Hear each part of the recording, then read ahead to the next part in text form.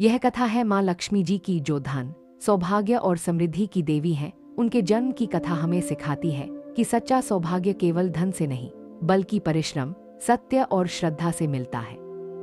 बहुत प्राचीन काल की बात है, जब यह सृष्टि नई नई बनी थी। तब देवता और असुरों के बीच लगातार युद्ध होते रहते थे। हर युद्ध में देवता कमजोर पड़ने लगे, क्योंकि उनके पास वह शक्ति और तेज नहीं रह गया था जो पहले हुआ करता था। देवताओं ने यह देखकर बहुत चिंता की और सभी मिलकर भगवान विष्णु के पास पहुंचे। उन्होंने हाथ जोड़कर कहा, हे प्रभु, असुरों ने हम पर अधिकार जमा लिया है, हमारा तेज और सामर्थ्य घट गया है, अब हमें आपकी शरण चाहिए।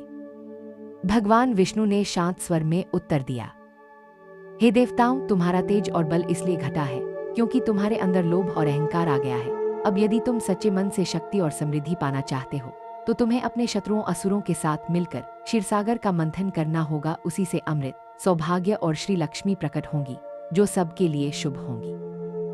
भगवान विष्णु के आदेश के बाद देवता और असुर दोनों मिलकर समुद्र मंथन की तैयारी में जुट गए। उन्होंने मंदराचल पर्वत को मंथन का डंडा बनाया और शेषनाग को मंथन की रस्सी बनाया। जब समुद्र मंथन शुरू हुआ तो वह दृश्य अत्यंत अद्भुत था। एक ओर देवता और दूसरी ओर असुर दोनों पूरी शक्ति से मंथन कर रहे थे। सबसे पहले समुद्र से हलाहल विष निकला, जिससे पूरी सृष्टि में भय फैल गया। सभी देवता भागे भागे भगवान शिव के पास गए और उनसे प्रार्थना की। भगवान शिव ने वह विष पी लिया और उसे अपने कंठ में रोक लिया, जिससे उनका कंठ नीला हो गया। तब से वे नीलकंठ कहलाए। विष के बाद समुद्र से अनेक दिव्य वस्तुएं निकली, कामधेनु गाय, ऐरावत हाथी, उच्चैश्रवा घोड़ा, कल्पवृक्ष, अप्सराएं और अनेक रत्न। अंत में जब समुद्र मंथन अपने चरम पर पहुंचा, तब एक दिव्य ज्योति प्रकट हुई। उस ज्योति से एक अत्यंत सुंदर और तेजस्वी देवी प्रकट हुई।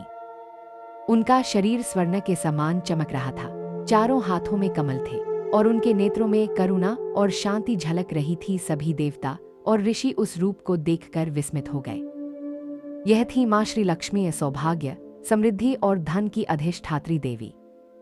जब माँ लक्ष्मी प्रकट हुईं, तो आकाश में पुष्पों की वर्षा होने लगी। सभी दिशाएं प्रकाशमय हो गईं। देवता, गंधर्व, अप्सराएं और ऋषि सभी ने मिलकर उनका स्वागत किया।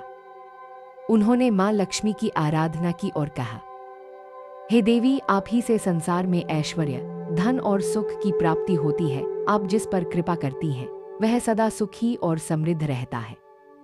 तब लक्ष्मी जी ने चारों ओर दृष्टि डाली। उन्होंने देखा कि सभी देवता और असुर अपनी अपनी महिमा का बखान कर रहे हैं, परंतु भगवान विष्णु शांत, गंभीर और विनम्र भाव से बैठे हैं। तब देवी ने निश्चय किया कि वे भगवान विष्णु को अपना पति चुनेंगी, क्योंकि वे धर्म, करुणा, न्याय और त्याग के प्रतीक हैं।